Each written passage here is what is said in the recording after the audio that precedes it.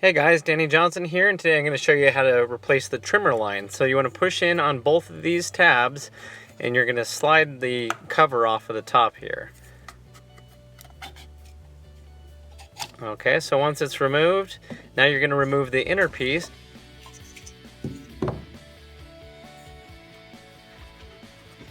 Okay, so this is the trimmer line that I bought, and they obviously give you a lot more than that's going to fit on the reel. And so they also give you this little cutter. And so what you're going to want to do is spool out about 15 feet and then cut it off.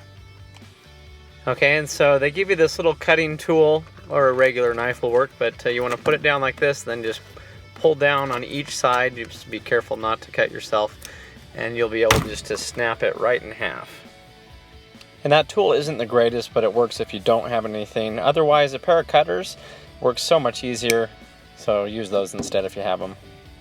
Okay, next you're going to get the two loose ends at each end here of the piece that you cut, and you're going to line them up so that they're even, and then you're going to pull them until you get to the very end. So this should be the very middle of your trim line, and you're going to just put it down into this middle notch here.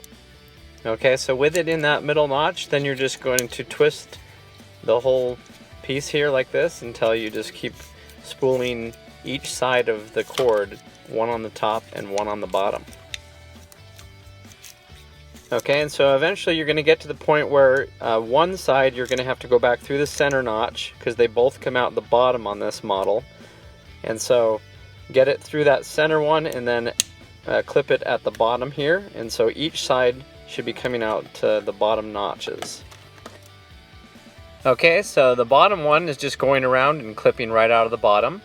And then the top one, in order to get it to also come out the bottom, it's just going to curve downward in the middle there and then come out and clip to the bottom here. So now you have two equal lengths coming out the bottom. Now look at these notches. They have to line up here, so it goes on that way.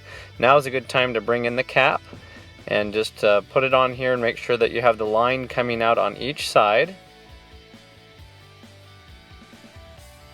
There we go.